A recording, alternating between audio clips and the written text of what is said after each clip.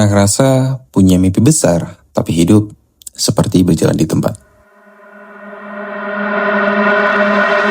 Tahu apa yang harus dilakukan, tapi justru menunda. Dan tahu itu salah, tapi tetap diulang. Tanpa sadar, mulai menyalahkan keadaan.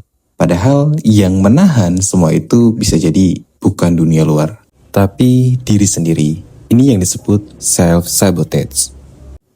Self-sabotage atau sabotase diri adalah kondisi ketika seseorang secara sadar atau tidak melakukan hal-hal yang merugikan dirinya sendiri.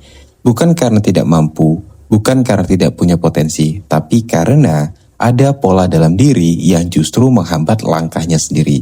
Dan yang berbahaya adalah self-sabotage ini tidak terasa seperti musuh. Dia tidak terlihat seperti kebiasaan biasa. Padahal perlahan menghancurkan. Coba perhatikan kebiasaan sehari-hari. Menunda pekerjaan, padahal tahu itu penting.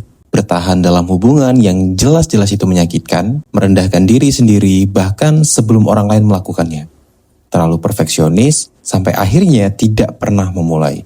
Overthinking sampai kehilangan banyak kesempatan. Serta menarik diri ketika seharusnya ia berkembang. Sekarang kalian tenang sebentar. Dan coba ingat-ingat, jika beberapa terasa familiar, itu tandanya bukan kebetulan. Itu pola yang terus berulang.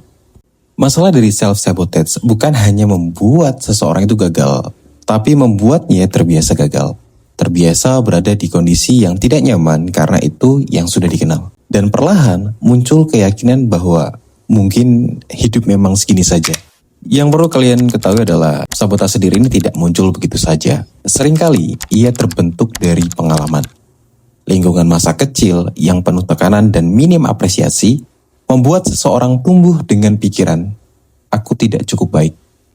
Atau dari hubungan toksik, di mana seseorang diremehkan, dikontrol, bahkan dimanipulasi. Hingga akhirnya percaya bahwa dirinya memang pantas diperlakukan seperti itu. Ada juga kondisi di mana seseorang tahu sesuatu itu salah, tapi tetap melakukannya.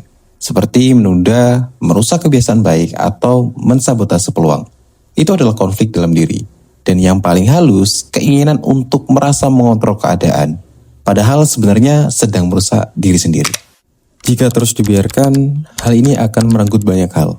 Kesempatan yang tidak kembali, hubungan yang rusak, karir yang tidak berkembang, dan tentunya yang paling disayangkan adalah versi terbaik dari diri sendiri tidak pernah benar-benar muncul.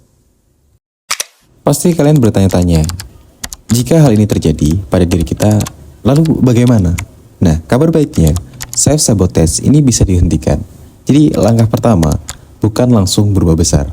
Tapi hal paling kecil adalah menyadari pola-pola yang selama ini merugikan diri sendiri, mulai dari hal kecil, menyelesaikan satu tugas tanpa ditunda, menghargai proses bukan hanya hasilnya. Berani keluar dari pola lama meski sedikit. Dan jika terasa berat, tidak apa-apa, mencari bantuan.